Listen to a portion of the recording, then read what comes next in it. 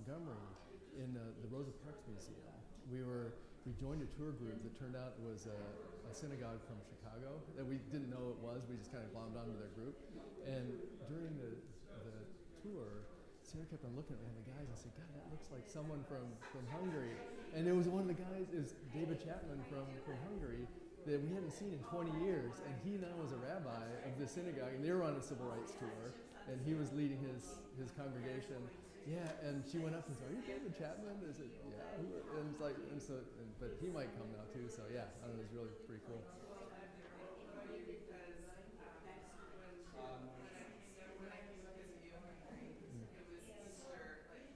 Oh, right.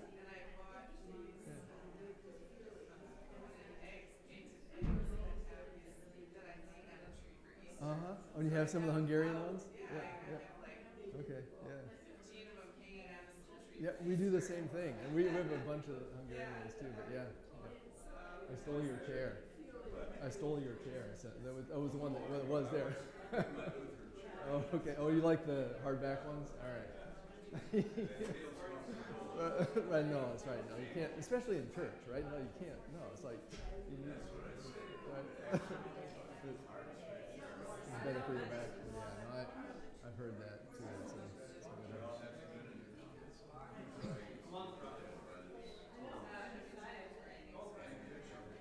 Yeah, yeah. No, it's been really, really great. And I learned so much preparing for this talk too. It's something I spent, I don't know, 2 days like reading up on stuff and just all of that. It's just So it's it is. That's right. That's right. And that's where we come in if we can help. But yeah. So let me know when you want me to start. Are you doing sort of a half hour?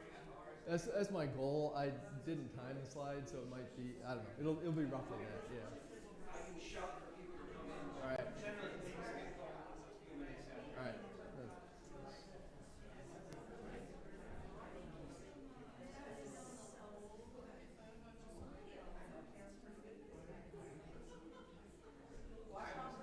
We have a meeting with the worship committee. I'm going to raise the question.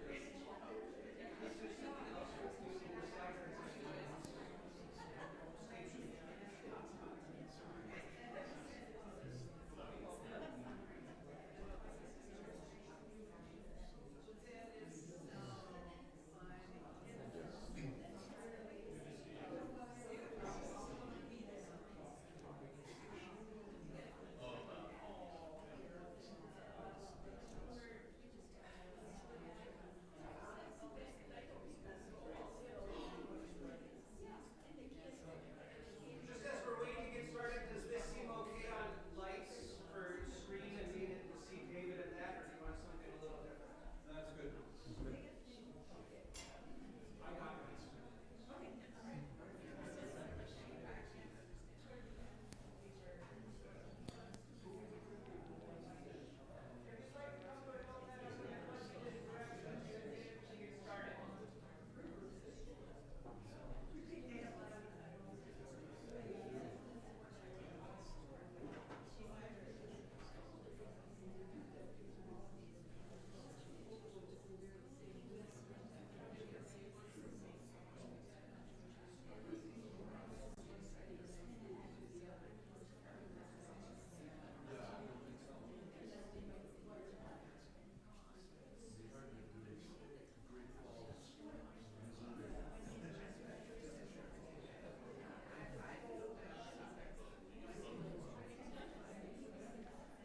Hello, welcome all. This is the first of 2 sessions that came out of our border immersion trip. David was one of the people along on that trip, and some of you might have been in the room several weeks ago when we had sort of a brainstorming session at the end of an adult ed meeting and said, "What else do you want for the year?" And so the border group had already planned to do a session next week on what the trip experience was like, and David jumped in to that brainstorming moment and said, "I could do an immigration overview the week beforehand." And so this is partly setting the tone for what you'll hear next week, but plenty of other good stuff along with it. Thank you, David. Hey, good to be here. Thanks for coming this morning. Yeah, we thought it would be important just to be able to cover some of the background of immigration policy. It's such a complex issue. There's so much misinformation that's out there, and it's easy to get overwhelmed by just what the different policies are. So I thought I would give just a little background for our session next week. And if you advance the next slide, I don't have a remote clicker here, so Nick is my remote clicker. Just to start with, you have to kind of click through. I think it's on an annoying line by line thing. So yeah, first just a caveat that unlike some of the other topics I have talked about here, like redistricting, I'm not an expert on immigration policy. We do talk about it. I had talked about it in my race and politics class. We had a unit on it. I had talked about it in my intro American politics class. You can't talk about American politics without talking about immigration. So I feel like I'm maybe one notch above an informed citizen, but definitely not an expert. So, and I spent about 2 days reading up on different things to make sure I could answer as many of your questions as possible after the presentation, because I do want to leave time for discussion. So that important caveat. And as Nick mentioned, this is a background for the presentation next week from our Border group. And then finally, too, just as background, I think as additional information for what I think will be one of the most important issues in the presidential election, that is shaping up to be something that Donald Trump is definitely focusing on. It's in the news like all the time. Just this week, I brought just a couple visual props here. Front page New York Times story from 3 days ago about Biden's refugee policy that I'll talk about later, and then something that I think will help potentially change the narrative in immigration. State Journal from Thursday saying immigration helps fueling GDP growth because they are adding so much to our economy, and I'll talk about that as well. Okay, so next slide. So the main questions I'll talk about, or the main topics then. First, I'm just going to do a very brief overview of the history of immigration policy, and this was drawn from a lecture we had from a professor at New Mexico State when we were on the border trip, and gave us an amazing, we had a 2-hour session with him, and I'm going to spend like maybe 2 minutes on that because I want to get to more of the current policy points, but I thought that at least having a brief overview. And then briefly another point that I think is easy to forget in today's partisan polarized politics is immigration didn't used to be such a partisan issue. That because we are a nation of immigrants, that it used to be something that both sides of the aisle tended to be closer to each other than they are today. And if you look back just as recently, well, Ronald Reagan, when he was president, in the 1986 Immigration Act that passed, had what they today would call amnesty for about 2.7 million Americans that were given amnesty to stay in this country, and that was under Reagan's presidency. And so I'll talk a bit about that. And then for immigration policy today, I'll focus on 2 very kind of basic questions. These are the 2 things that come up the most when I talk to people today about immigration policy. That often when I meet someone like at a party or something, and they'll find out I'm a political science professor, they'll start asking me questions about things, and immigration often comes up. 2 questions get asked most often. Do we really have an open border? Like, is this an open border? And second, well, is Biden doing any better than Trump? It seems like we still have problems today, so what are the big differences between Trump and Biden? So I thought those would be 2 relevant things to focus on for today's policies. And then what's the path forward? And just a few words on how do we change the narrative on immigration. Okay, so here's the slide I won't talk about, but this is the one from the lecture that we had from Nicholas Navidad at New Mexico State University, and he gave this excellent overview of the evolution of immigration policy in the country. And I just want to draw 2 main points from this, and I'm not going to quiz you on all of these afterwards. But the 2 main points I want to make is that when you look at the early ones, starting with the Chinese Exclusion Act from 1882, up through the Immigration Naturalization Act of 1952, those policies were rooted in racism and eugenics. So Martha and Scott and I are in this book club at the Wisconsin Historical Society, and our last book we read was called The Guarded Gate. And it was about the eugenics movement in the late 1800s, early 1900s, and how it shaped immigration policy in those years. And at that time, it was all about keeping out the evil Italians and Poles and Jews and all the people that weren't of Nordic Anglo-Saxon descent. and this was all based on the false science of eugenics. And that was absolutely what was shaping our immigration policy through the late 1800s into the early 1900s.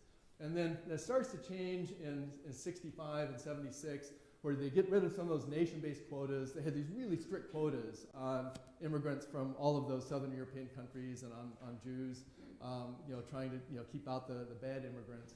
And that started to change then in the mid-1900s, where they eliminated those quotas. They set up our refugee policy. A little bit later, they set up the temporary protected status policy that we still have today. And so you see a shift kind of in the sort of the really race-based awful policies of the early 1900s, late 1800s, to ones that are trying to be more true to our tradition of being an immigrant country. And then also the Immigration Act of '86, which I will talk more about in a minute, but with Reagan having the amnesty for the 2.7 million people who are in the country. Okay, so next slide then. Okay, so on the partisan context then, with the after that '86 Act, that was one that again today could not pass. That would be seen as a left democratic policy that then was passed during the Reagan years. But even if you go through like President Bush, George W. Bush, and then Barack Obama, their immigration policies were very similar.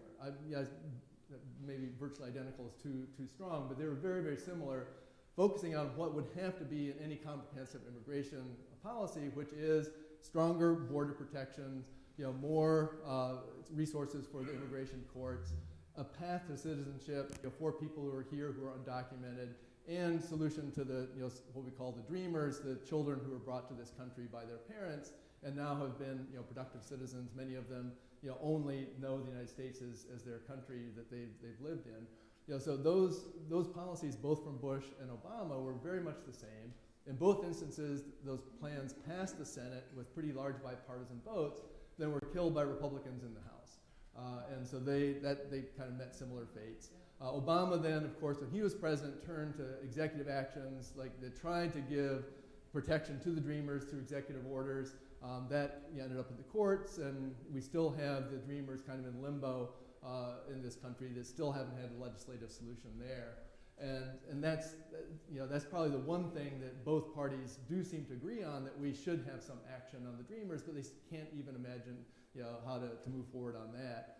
And then when we were down at the border, the most recent bipartisan plan that was had the support of both Chuck Schumer and Mitch McConnell in the Senate, and they were ready to support that. Donald Trump then, I think it was when we were at the border, Trump came out with his public opposition to this, and all of a sudden the House turned against it. And this, mind you, was a right of center proposal. It was definitely not something that the liberals were advocating, but it was a compromise they were willing to make because it had a lot of good things in it and would have made the situation better. But even that wasn't conservative enough, and so it ended up not even coming up for a vote in the House. And so it just shows that things have become so polarized now on immigration, and it didn't used to be that way. Okay, so now the question of the open border. So in doing my research on this is probably the single factoid that surprised me the most. And I'm a numbers person. I get lost in these CBO studies and census data and stuff. I just had many hours of fun the last couple of days looking at this. But this is the one that kind of blew me away. And I asked Sarah if she would guess how many. She said, no, I'm not going to guess. She doesn't want to play my number games when I ask her things. But so there were 370 million border crossings on our Canadian and Mexico border. That's like 10 times bigger than I would have guessed. And someone made me guess. That's more than 1 million people a day crossing our border legally. And so when politicians talk about closing the border, they're talking nonsense. They're just talking political rhetoric. It's not serious policy discussion. Anyone who says we want to close the border, it's just impossible. Our country couldn't operate if we didn't have those 370. Now that was 2019. That peak was 370, and COVID, of course, it went way down, and it's coming back up now. I couldn't get the final numbers for 23. It looks like it's about 350 million maybe in 23, so it's coming back up. But still, that's 100 million crossings a day. And so go to the next slide, shows some of the data on this, and we'll go back. So this shows the actual numbers for 19, 20, 21, 22, for the Canadian border, Mexican border. And you see that most of the crossings are at the Mexican border, so about 5 times as many in general. In 2022 was 250 million versus 55 million. But here the bar charts show the trucks and vehicles. So we have from Canada 5.5 million trucks crossing the border every year. In Canada, or from Mexico, 6.5 million. So fairly similar for the number of trucks crossing. Number of vehicles crossing, you can see it's a lot more. For Mexico, the yellow bar, it's about 70 million. From Canada, it's about pre-COVID times, it's like 25 million. But again, on the economic point, and this is all from Department of Transportation data. They also had the estimated economic impact of the stuff that was in those trucks. And I don't know if you saw, just came out fairly recently that Mexico recently passed China as their biggest trading partner. So again, you can't close the border. Like our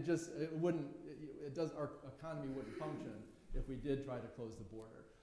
So go back just one slide just to make sure I didn't miss something there. Oh yeah, so the last point I wanted to make on the people crossing is that the other thing, and everyone who went to El Paso will know about this, is that you don't just drive across the border. If you're a truck, if you're a pedestrian, if you're in a car, you stop, you get your documents checked. So every single one of those 370 million crossings is someone having their documents checked.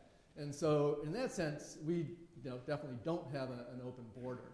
The other thing too, we have about 43 million people a year arrive in airports. And that's a whole another part of the process we'll talk about. Okay, so examples then of open and closed borders. And I've just got some pictures to show here. If you go through. Okay, so these are open borders. Okay, this is, I think that might be the one on Illinois' border with the welcome to Wisconsin. Drive across a straight line. You just drive. That's an open border. The EU, the Schengen countries of the EU in the dark blue.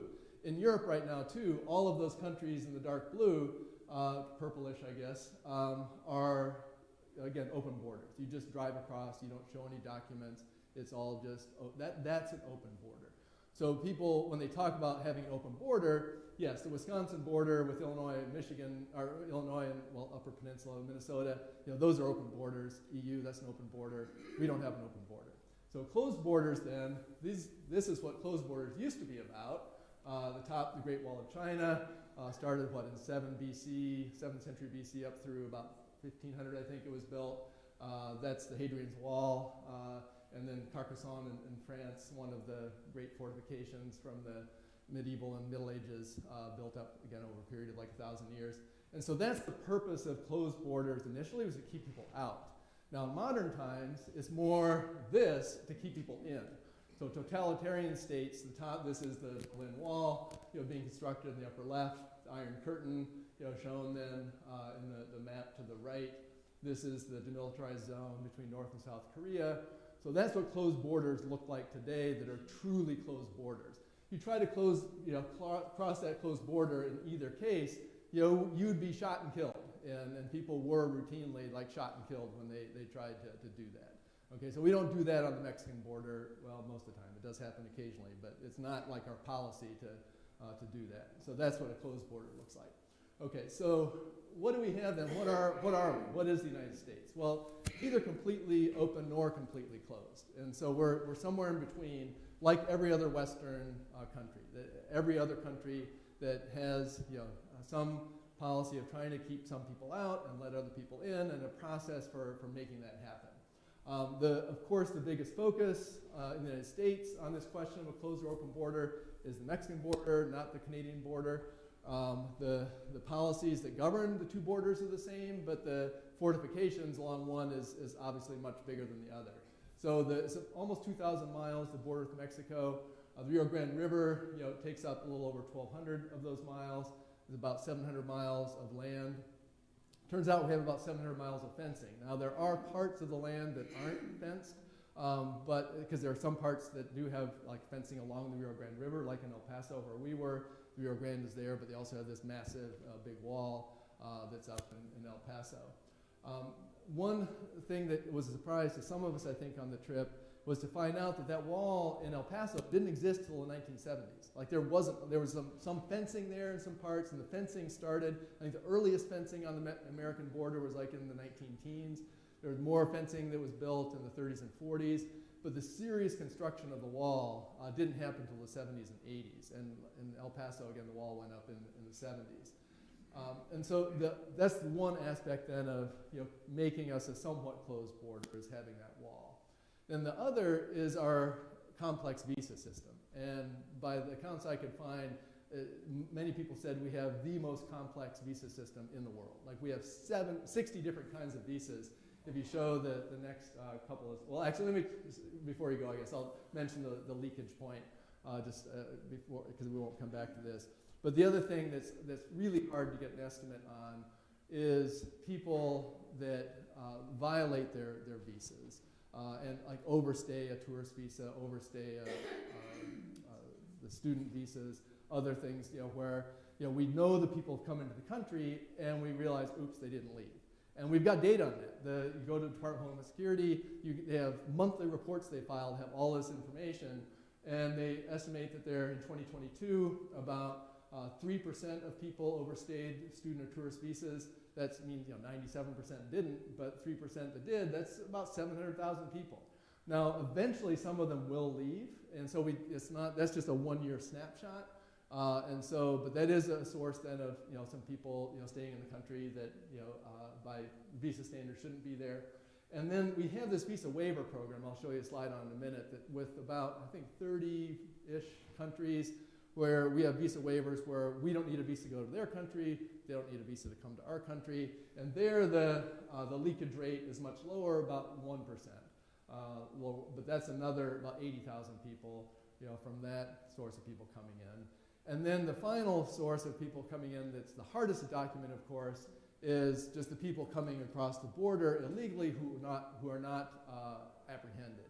And the term in the literature for this is the getaways, they call them. And there it's, the estimate is somewhere around, maybe as many as 500,000 people a year who are, evading the border patrols when they come across the border. And that's the hardest one to get a good estimate on. Whereas these numbers, we know these numbers because people scan their passports at the airport, and then they're supposed to leave within 90 days, and they don't. And we know they haven't left, and so we've got data on all that. We obviously don't have data on the people who are crossing the border illegally who aren't apprehended. It's much harder to know what that number is. Okay, so and again, for these next slides, I'm just putting this up here for the effect of like, oh my goodness, you're kidding me. Like we have this many visas, and this isn't even all of them. So these are the ones for non-immigrant visas. So this is not even for immigrants. These are for people who are coming here just on some temporary kind of basis. And the next slide then shows another category of visas.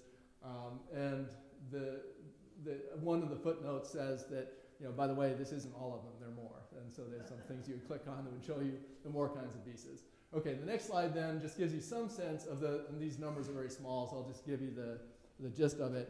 So these are the people coming to the country every year legally on a visa. And most of them are through some family connection. That's what all these different family-sponsored preference totals, employment-based preference totals, immediate relative totals. Comes out to about 500,000 people a year are coming into the country legally on these high preference visas, either for employment or for family connections. So that's that part of the process. Okay, the next slide then I think, here's the tourist waiver program. All those countries listed. We don't need a tourist visa to go into their country. They don't need to come into our country. There are about almost 6 million tourist visas that are given to people who aren't in those countries.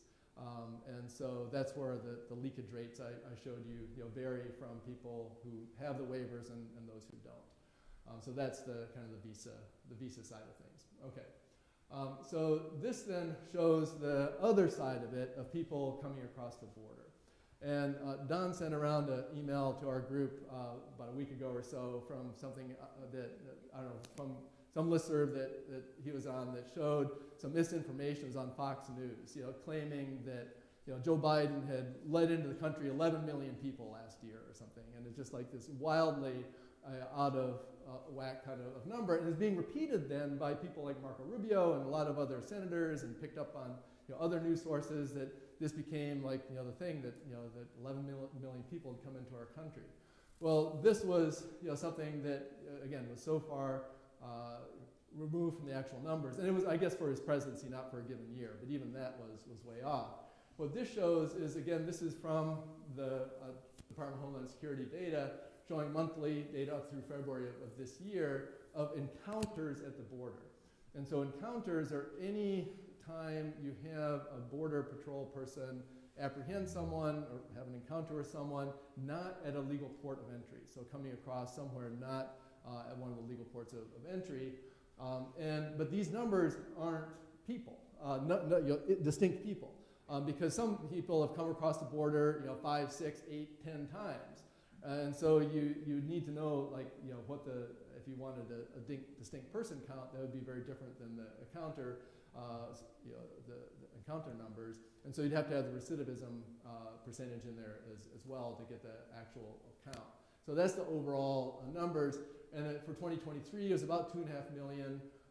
And at first, and this is one thing when looking at numbers, you do have to be pretty careful, is that what's reported here, 2024 shows 1.1 million. And at first when I saw that, oh my God, 1.1 million in 4 months? That means that's going to be like, over 3.5 million by the time the year is over. And I realized, oh wait, they're talking about fiscal year. Fiscal year starts in October. And so this is already for, so would it be 8 months, that is counted there rather than, oh wait, it does have the October mention. I'm sorry. So here they did show the October. And so it would be, right, so it's not times, times 6. It's times only about what, a little over 2. So it would be roughly comparable if 2024 continues the way it was, through those first 5 months for the fiscal year. It would be roughly comparable then to 2023, probably around 2.5 million of these encounters. The next slide then shows, this is the breakdown of who is coming across these encounters. Single adults comprise about half of them, roughly. The FUMA, the FMUA, need better acronyms than that. I had not seen that acronym. I'd look it up. Family Unit Aliens. I was kind of shocked to see that they're still using the term alien. That's something that hasn't been used for years for people who write about immigration policy because it's such a pejorative kind of a label. But anyway, that's the official acronym. Family Unit Aliens is the second category. About 500,000 or so family units. Single minors, a handful of unaccompanied, come in. That's a relatively small number. And so that's the breakdown of who's coming in. And then finally, the pie chart then shows the disposition of what happens to those people after the encounter. So the biggest chunk is the Title 42. And this goes back to the Trump era, COVID era policy of what to do during COVID, where we did want to keep the border more closed because of COVID. And it's because a lot of the COVID transmission was coming from overseas, and so there was an attempt just to keep the COVID from spreading, to shut down the immigration as much as we could. And so almost 37.6% of those encounters involved in someone being turned away because of violation of the COVID restriction, which is basically had to stay on the Mexico side of the border until the asylum process was resolved. And then the second biggest category are releases, and that's where you go through the process, you're apprehended, you go through the asylum interview. And if you pass that asylum interview and can convince the border agent that you are in fear of returning to your home country, and then you are given some legal documents, and you're given a court date to appear at a court, and then you're sent off to another city. We'll talk more about this next week, because that's what we mostly saw in El Paso, is people who were there for 24 hours, 48 hours, and went on then to New York, Chicago, Denver, wherever, and then awaiting a court date. And in some cases, they have a sponsor. In other cases, they don't. One thing that our group will talk more about next week, we're working now and trying to be sponsors for a couple that's coming up from El Paso, and they might be here as early as next week if all things go well, and we'll be hosting them. And so we'll talk more about that next week. But that's the folks in the purple category being released. And then you have other smaller categories as well, transferred into given to ICE, transferred into HHS. The OFO paroles are the ones who are from countries that are under the temporary protected status, like Venezuela and Haiti and Syria. And I'll talk more about those, that category a little bit later, but those are the people who are leaving war-torn countries where we know it's not safe to go back there. Okay, so then finally, the last thing then to look at, the policy differences between Trump and Biden. And this, again, is something that I think is so easy to get lost in all the partisan rhetoric and political rhetoric, and that Biden has lost control of the border, and that things are much worse off now than they were before. I think it's easy to lose sight of some of the positive things that have happened in immigration policy. One, and this is one that we were very impressed with when we were at the different groups we met with at the border, the CPB-1 app. It's this app that you can use as soon as you're as far north as Mexico City, basically in Mexico. You can get on this app, set up an interview with the border agents, and come through a legal port of entry, and then you have a date that's sometimes you do have to wait a couple months before you can get that, but other times it goes more quickly than that. And then once you are across the border, you have this interview, you get documented, you get your picture taken, get your ID card, and crucially, you get a work permit within 30 days instead of 180 days. And so one problem that asylum seekers often have, they come to a city like New York, the shelters are overwhelmed, they don't have any place to stay other than a homeless shelter, and they can't work. Legally, they can't work for 6 months. And so they want to be working, but they can't. And so this new CPB-1 app allows people to be able to get a work permit within 30 days, and so that just makes the whole process go much more smoothly, takes some of the strain off some of the shelters in the big cities that are being taxed right now with the number of people that have come in.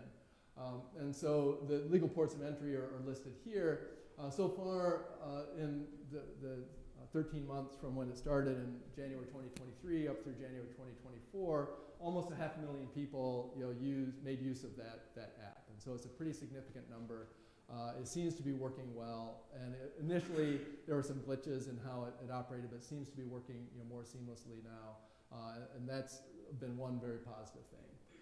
Another that, if you remember back the Trump years, we had these pictures of the children in these wire cages and just these family separations that were being done as a deterrent to families coming in, that they were separating the parents from the kids, and then in some cases like deporting the parents, having lost track of the kids. And in fact, there's still some children apparently from the several years ago that we still don't know where their parents are. So not that many, but apparently still are some.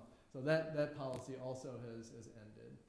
And then the New York Times article that I held up at the beginning was an article about the refugee process being restarted. And so refugees are a totally different category, came from one of those laws that I flashed up on the screen, that big slide. I think it was maybe the 1970s law.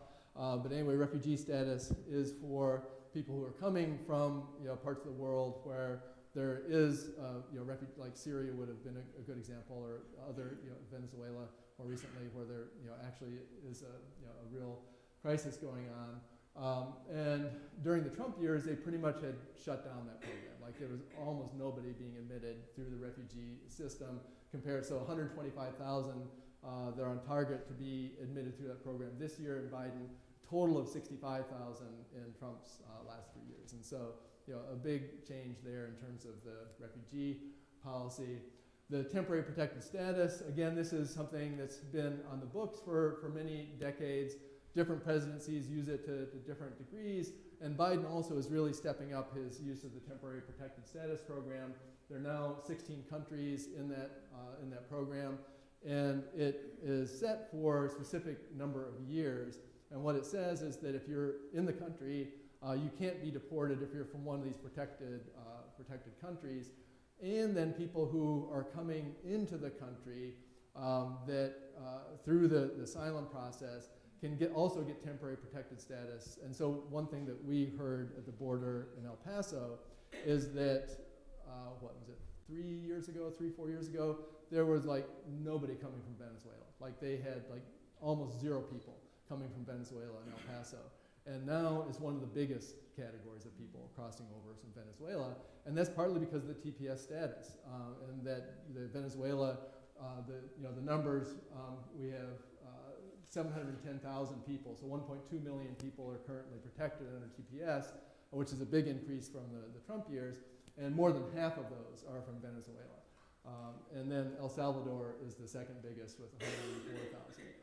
And so that's another, I think, positive step that has happened during the Biden years. Okay, and then my last slide is just on the, I'm pretty close to my half hour. This is amazing. I had no idea how long this thing will last. I thought it might be much longer than this. Okay, the path forward then, back to the point I started with, that back in the earlier day when immigration wasn't so partisan, compromise was taken as a given. Like when you have two sides, that are the extreme, sort of polar ends of an issue like this. On the extreme right, they would like to have something that looks like the North Korean border, I think. Really, I mean, I think there are people who would like to have that. On the other end, on the extreme left, you have people who say, well, let's not have borders at all. Let's just, go, back to a world, pre-governments, and that, we just, have a one world economy or something. I'm not sure how that would work. But, that's kind of the extremes of the two ends of the debate. But when you deal with political reality of something in the middle, it's going to have to be some compromise. And I think the compromise is going to have to have some element of this, fixing the asylum system, and I'll show you the next slide in a minute, which clearly is just overwhelmed right now. This is sort of on the right side, which you have to give to get the conservatives on board. More border security, because one thing, the border agents are right now incredibly overworked. They don't have enough resources, enough staff right now to do the job they're supposed to be doing. And then in exchange for more on the left, solving the dreamer problem finally, and that should have been done years ago. More low-skilled work permits and a path to citizenship for the people who are here without documents. I think some combination of that. So let's go to the asylum slide, and we'll come back to the last one. So this is the one that shows the incredible surge in the number of asylum seekers in this country that we've seen. These are the cases that have made it all the way to the courts. And so if you think about the leakage problem again of people coming to the country, applying to the system, they get their court date, and a lot of people end up not showing up for their court date. Most of them do, but some don't. But so these are the folks that actually show up for the court date, and you just see the explosion in the number of asylum cases. And when you look at the numbers, like we will never catch up. Like we will never, with our current resources, we will never catch up because we have a backlog of more than 3 million cases now. There are 682 immigration judges on the bench. Each judge closes almost 1,000 cases a year. So if you think about that, that's 650,000 cases a year or so that are being closed every year. But look how many are being added every year. And so in 2022, they added almost 1 million new cases, and even 2023, which is a fairly small increase, that was an increase of about maybe 200,000 cases. But if you're only closing less than 100,000 and you're adding 200,000, that backlog just gets bigger and bigger. So I saw one estimate that said if we would double the number of judges we have and everything kind of flattens out, we would clear our backlog like in 15 years. Okay, but that's assuming it doesn't keep on going up. And so this is not sustainable. We have to have something that, because this is not fair to the people coming into the system either. Like if you're in the asylum process and you have to wait 6 years for your hearing, that's not fair to those people either, and it's also not good for the immigration system overall. Okay, let's go back to the other slide then. Now, the other thing I think that would potentially help change the narrative on this, and this is I'm sorry, next, the other headline from Friday was the jobs report that showed this, really, just 2 slides forward. No, I'm sorry, forward. There we go. The jobs report that came out on Friday. We were expecting a slight drop in the number of new jobs created. This is the monthly data that comes out. Instead, we had more than 300,000 jobs created again in March. And people are starting to connect the dots and say, we have more people coming to this country. I bet the immigrants are behind this. And indeed, it is. We now have the CBO study that came out that I referred to at the beginning. They go back now to 2 slides. The CBO study showed that over the next decade, the increase in immigrants we've seen over the last couple of years are going to add $7 trillion. That's with a T. That's a big number. $7 trillion to our economy. And so these are people, if you go to any city in the country right now, there are help wanted signs like everywhere. In every restaurant in Madison, they have signs up, we need to hire people. Our favorite restaurant, Lombardino's, is only open like 4 days a week now because they can't hire staff. And this is true of so many restaurants in the country. And it's not just the service sector, but agriculture is the same thing. That a big hit to the economy in terms of the work jobs that aren't being filled is in the agricultural sector. The dairy industry has been really hurt by that in Wisconsin, where they lost a huge number of people during the Trump years. When they were going after people, ICE was coming after people and deporting them. A lot of people just left the farms because they didn't want to lose everything they had. And so if we can turn this narrative around to go back to showing the positive impact that immigrants have on the economy, that can appeal to people's self-interest and say, oh, well, gosh, this would be good for the whole country, the way that immigration always has been good for our country. Again, we are a country of immigrants, and we need to remember that, and this might help us get back to that point. So I'll stop there, and we now have almost 20 minutes, so it's not too bad in terms of my goal, but yeah, open up for questions. David, I didn't think of saying anything, but just to go on the economic point, we lived in New Mexico for 8 years, and New Mexico, of course, was Mexico until we decided to change the border line. And Bill Richardson was governor, and he's a consummate politician, period. I don't know what else he is, but and he decided under pressure from the Castilian Spanish families who were in power, and many had family ties for 300 years, and they ran most things in New Mexico, 43% of the population, and they were getting tired of 38% of the immigrants who they didn't really identify with. So it's kind of humorous, but one morning, Richardson called out the police everywhere across the state and shut down the interstates and had people show papers. And it got started at 6 in the morning, and by 5 in the afternoon, well, first, during the day, the schools were shut, no construction happened, no concrete was poured, auto service centers closed, gas stations couldn't find the people to take their money, the dairies and farms started closing, and by 5 o'clock that night, Richardson had said, we are going to open these borders again, and we're not going to arrest any more people. So the practical reality was he basically shut the state down. And maybe if we'd shut it down in Wisconsin, the dairies would end and the cows would stop lactating and we won't have any milk. I mean, there's some that's the bottom line. But yeah, no, it's a really, really good point. So we have kind of a natural experiment in what would happen if we did try to have a closed border and a closed economy. And we couldn't operate without immigrants in terms of our economy. And one thing that I did a show on WRT, a call-in show about immigration shortly after I got back from the border. And I raised this point about more low-skilled worker visas because almost all, well, not almost, all of the visas for work are for the tech sector and other highly skilled jobs. It's not for people who are working on the farms or working in the hotel industry or restaurant industry or things like that. But where the greatest need for jobs right now is at those levels, for the lower level jobs that Americans honestly aren't taking, and that's why we have such a huge number of openings in those jobs. And so, but what the caller in WRT said was, well, if you have more of these low-skilled worker visas, that'll drive down the wages for everyone else. And if there was a huge number, that's potentially true. But right now, there's so much slack in our economy in terms of the unemployment rate is still under 4%. That's a lower unemployment rate that's considered full employment. Economists call full employment at around 4.5% to 5% unemployment. We're still at like 3.9, 3.8% unemployment. And so there are a lot of jobs that simply aren't going filled because Americans don't want to take the jobs. And so having more visas for low-skilled workers really would be a good thing, I think. So yeah, good point on the economy. Yeah. I just wanted to add what Don said. I think not only would the dairy shut down, but people from Illinois wouldn't be able to come to the Kalahari up at the Dells either. Well, yeah, for sure. No, yeah, the water parks would shut down as well. Yeah. Would you be able to give a talk like this in your class at UW? Oh, I don't know. I'm retired now. So the question is, you know, would I be able to give a talk like this? I mean, yes. Would I? No. In my classes, it's a really good question.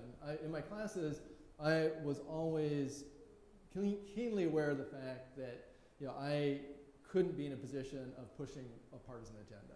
And so my mantra for my teaching career was, I don't want to teach you what to think, I want to teach you how to think. And so I always presented, you know, two sides of issues. And now in some cases, like where there are no two sides at all, I'll say, you know, I'll say that, and, you know, and then, you know, something in global warming, like this, you know, okay, it's happening.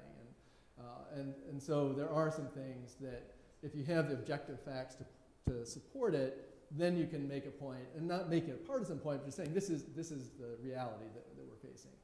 In my classes, I would not give a presentation that was this partisan. I think it was, and this is one that, I mean, and this still is, you know, by sort of the range of what partisan could have been, this is still, I think, somewhere towards the balanced side of things in terms of presenting evidence rather than just, you know, partisan kind of arguments. But I would have done a lot of the same kinds of things I presented, but I would have left out the little pot shots at the Republicans. You know, I think they would have, so, yeah, Jim. Oh, I'm sorry. Oh, is that Becky? I'm just thinking about how issues are so integrated. One thing is dependent on another. Yeah. And if we have a huge an influx of additional immigrants, not saying that we shouldn't, but that we need to consider housing for people on the lower level. I mean, that's, you can have people come in, but we have no place for them to live because we're building the luxury apartments and the luxury condos and houses and not the starters. Yes, yeah, thank you for that. So yeah, the fact affordable housing is probably the biggest limiting factor on the supply side of things. You know, that the jobs, you know, are there. I think the economy can definitely absorb, you know, many more people than we have been absorbing. But the choke point is affordable housing, absolutely, and it's true in every city in the country. And Madison now is in that category as well. We're not at the extreme of, you know, Seattle or San Francisco or New York yet, but, you know, we're kind of heading in that direction. So yes, that is a problem, and already in the big cities, you know, they're especially facing that, even with the influx that they've had. Is that they just aren't places. They've opened up old hotels and tried to, you know, put them, you know, in these, you know, hotels that had been, you know, closed down, and so yeah, they're trying to deal with it. But that is the choke point. I think you're exactly right. Affordable housing is a problem. So yeah, Jim. Dave, that was superb. Can you comment a little bit about some of the themes in terms of some of the reasons why it seems like there's been this spike over the last 10 years in asylum seekers and whatnot? Yeah. And how does it compare to asylum seekers trying to go to other European or Canadian countries? Right. Yeah. Two really good questions. So, you know, what are the underlying reasons for the increase we've seen in the last couple of years? And then how does our process compare to, say, some other countries in Europe? So I'll take the second one first. You know, when you look at, you know, like the huge Syrian, you know, outflow of refugees, what, about 5-6 years ago? You know, Germany really stepped up and took in, you know, like over 1 million people. You know, at the time, it was during the Trump years, so we did almost nothing on that refugee crisis. So I think, you know, in that case, Europe did a better job than the United States in terms of helping with refugees. I mean, historically, our country has done probably at least, I don't know, its share on, you know, different refugee crises. We, you know, lately have not been, I think, doing as much there as we could have been doing. But then on the first question of the sources, like what are the main reasons we've seen the increased numbers? And two, I think are definitely, you know, at the top of the list. One is the continued unrest from the drug cartels. I mean, that's one thing that we just heard over and over and over again in El Paso, is the drug cartels run everything now in terms of not just drugs, but immigration. Like, almost no one comes to the border without coming through the drug cartels. And they are ruthless. They will kidnap people, they will murder people, they'll extort money from families. You know, after they've already, you know, taken everything from them, they will, like, once they're even in the United States, we heard, you know, stories of them, you know, having these houses where they'll, you know, put people and extort more money from families and say they're going to kill them otherwise. And so the drug cartels are a source of so much unrest in so much of Central America and South America and Mexico. And that's gotten, you know, it's been there for a while, but that's gotten worse in recent years. I think that's a big part of it for sure. And for asylum seekers, that's probably the top reason that people are giving for why they don't feel safe, is that the drug cartel is coming overrun their village, and it's just, you know, not safe to stay there anymore. And second has been the historic reason that's always been there, is just, you know, economic necessity. And just, you know, and there, you know, unfortunately for people who are coming for that reason, if you're apprehended, if you don't come through a legal port of entry and have, you know, documents, and you're coming across the border between ports of entry, in that initial interview from the border agents, if they ask you, well, why are you, you know, coming to the United States, and if you say, well, I'm looking for a job so I can feed my family, sorry, you're sent back immediately. That's not a reason for staying in the country. That is the motivation, I think, for a lot of people, but, you know, they know, if they don't say, I fear for my life, if I go back, they will be deported right away. And that pie chart that showed, I think, something like, was it 25% or so of people are turned back for that reason, is that they are there for economic reasons and not for asylum seeking. And so, but the asylum seeking, I'd say the drug cartels are top of the list for why we've seen that upsurge. Now, having said that, there also has been an uptick in number of people seeking asylum who aren't from Central and South America. There are, you know, more from Africa now. There are even a few from like Turkey and Syria and some, you know, other countries where we hadn't really seen people up until the last few years. And so that's getting to be, you know, a little more common. And there, it's often, you know, it can be a civil war, you know, just, you know, any kind of unrest that makes it impossible for them to stay in their country of origin.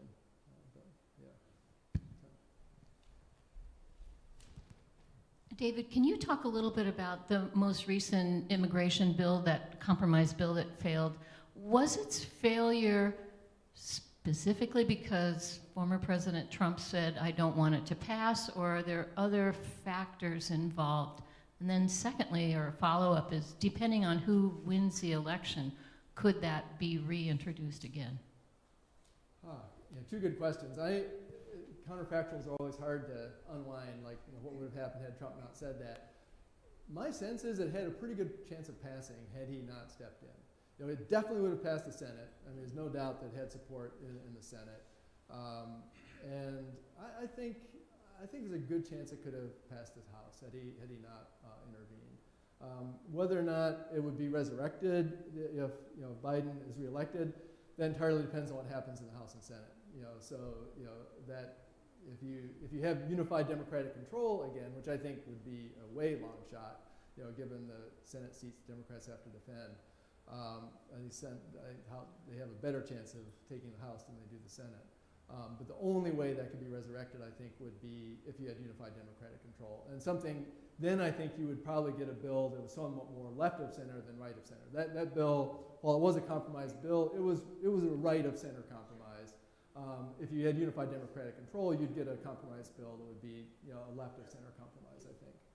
And otherwise, I don't think anything would happen along those lines at all. Instead, I think you'll see, you know, a massive step up in deportations. You'll see, you know, attempts to build more of a wall. Now, again, that depends on what happens to the House. If Democrats control the House, they won't be able to do that. And so, yeah, it just depends on what happens to divided government or unified government. But, yeah.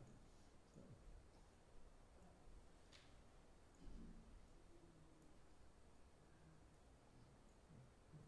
Yeah.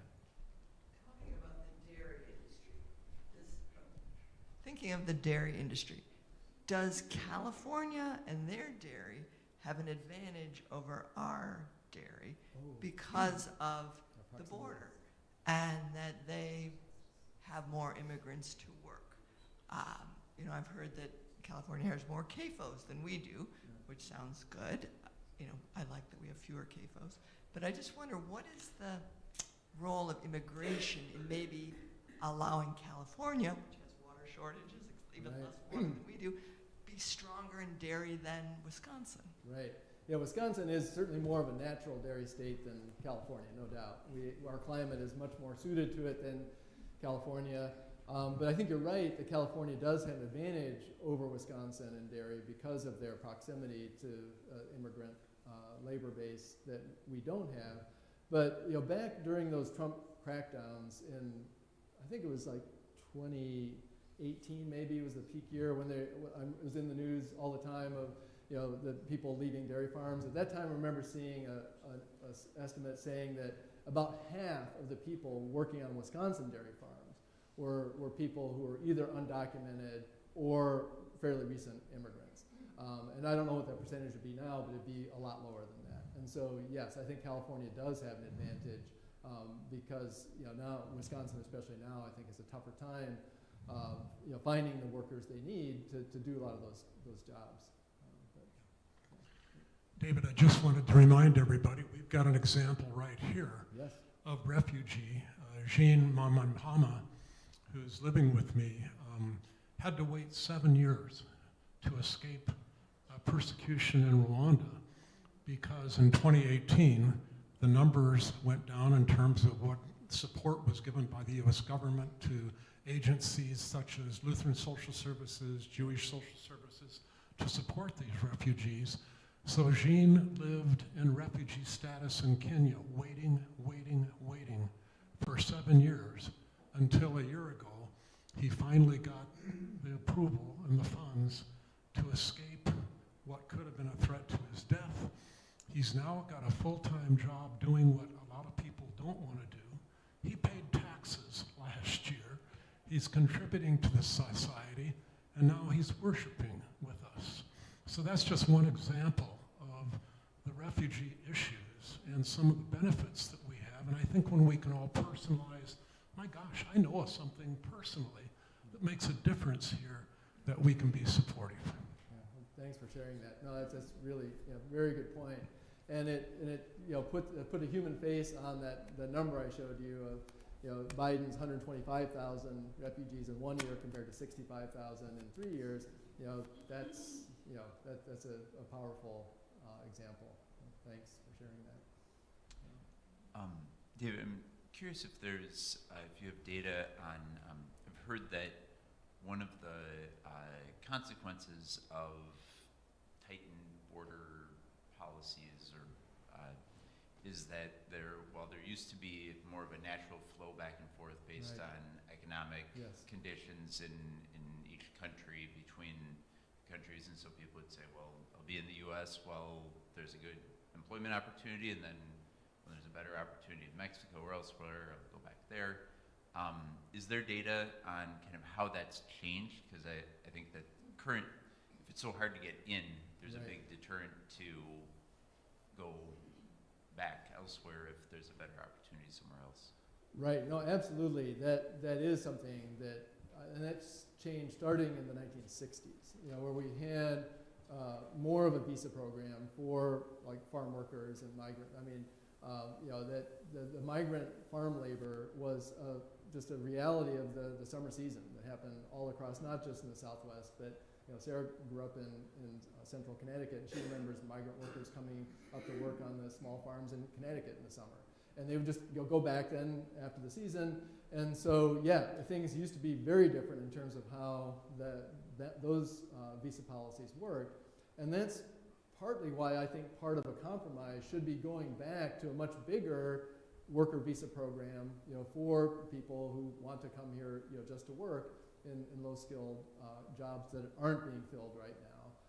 And we do have, a fair amount of that's happening already. That, all of those border crossings I showed on that one slide of the, 370 million border crossings, there are people in El Paso that go back and forth across the border every day. And they live in Mexico, and they come over and they work in El Paso, and they go back at night and go back to their home in El Paso. So there's still some of that happens, but it's a much smaller percentage than when we used to not have a big wall there, and we used to have a much more open, visa kind of worker program that, allowed that to happen. Now, I think, it'd be hard to go back to exactly that 1960s era policy because the world has changed. Like we do have, I think a lot more, conflict around the world that people are seeking to leave. And going back to the point about the lack of affordable housing, like if we truly opened everything up and had everyone come that wanted to come, I don't think we would have room, at least in the short term, to be able to, to accommodate everyone. And so I don't think we probably can go back to quite that policy, but something in that direction with more of the low-skilled worker visas would be something that would accommodate that could allow people to be more seasonal. Because many of these people, probably most of these people who are coming to the country would rather stay in their home countries. They don't want to come here. They come here because they have to come here to survive. And so if we gave them that ability to go more back and forth, that might be part of the solution as well. So yeah, really good point. I want to say thanks to David, so we can get switched over to Hope Worship Service. This, again, was a prologue for next week. Next week, the group thought that they wanted to be sharing impressions from the trip rather than trying to do the sort of expert detailed policy kinds of things. So this is good groundwork. It was recorded and streamed, so if you have others who might want to see it and you could share it with, that's great. We'll plan to stream next week as well for those who couldn't be here. We had some requests for that. So thank you, David. And I promise no numbers next week. No numbers next week. Just pictures, stories. Yeah. So.